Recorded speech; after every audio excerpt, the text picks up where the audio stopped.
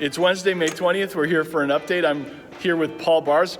We are high in the sanctuary, getting a bird's eye view of what it looks like from near the ceiling in the sanctuary. What you see here is the end of the work that's gone on in upgrading the lighting system. Paul has done rewiring and even drilling in order to prepare the fixtures for enhanced lighting with new technology.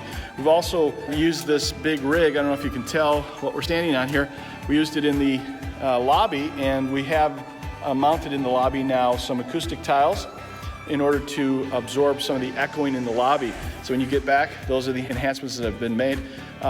Paul is amazing. He's been up here many days giving attention to the work of the ministry here.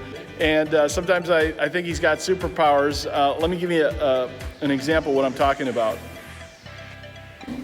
So where'd he go? He actually flew down. Yeah, like I said, superpowers. How did you do that, Paul? How do you do that? Magic.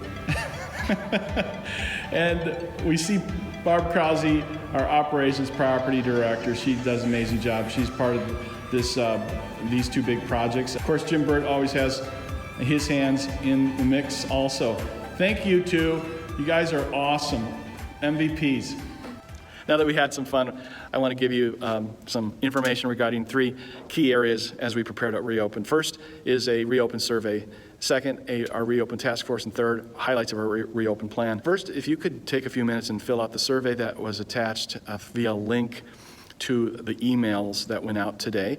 That would help us refine our plans and be more prepared for the reopen. So please do that. Please fill out that survey. And then also continue to keep an eye out for information that's going to be coming out through email. Secondly, the second item that I wanted to talk to you about is our reopen task force team. That team is being formed right now. The leader of the team is Todd Hillner. It'd be great to have a full team when we're ready to implement the reopen plan. If you have margin to take part in that team, we'd all be grateful. So that we have many hands doing the work of implementing the reopen plan. Now I'd like to just give you some highlights regarding the plan. We will have our first service back in the building on June 7th. Lord willing, it'll be June 7th. Secondly, we're going to have two services in order to make enough space with the social distancing. That'll be part of our plan.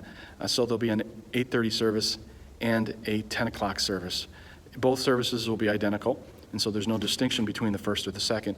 What it allows us to do to have two services is to maintain the county health department's guidelines of only having 25% capacity. We have 400 chairs that can fit into this sanctuary. So that means we will have 100 chairs when we aim for the 25% capacity. We'll be using a reservation plan, almost like a restaurant, where people will call in and they will be assigned a number for each person in their party. So I think it's a good plan, and we're feeling really good about all the precautions we're taking when we meet. Now, this is not an architectural blueprint. It's more like a coach's game plan, because we realize as things change out in the world and maybe further developments take place, we might have to adjust our plan. But for now, we feel really good about our plan, and part of our plan includes wearing face masks.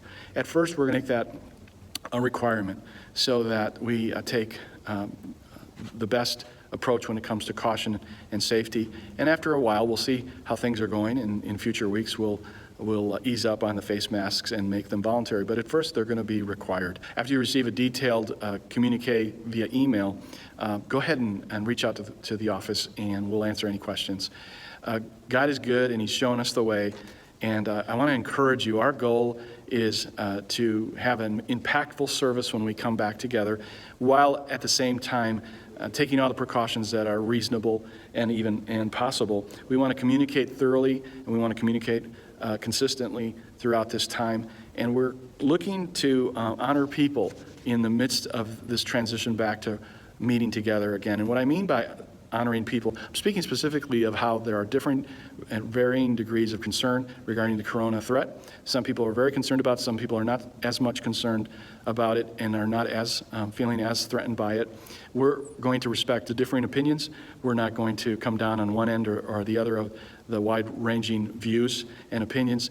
We are just going to take precautions, proceed with the hope of continuing to pursue our mission and fulfill our mission, And wherever people land regarding how they're going to re-enter into our church life as we gather again together, wherever people land on how they think it's best for them to proceed, that is something we're going to respect and honor.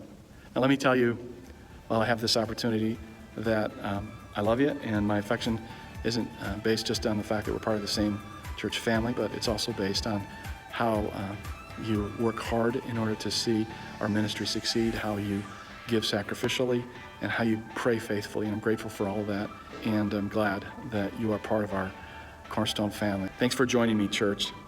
God bless you. Have a great week, and I'll see you soon.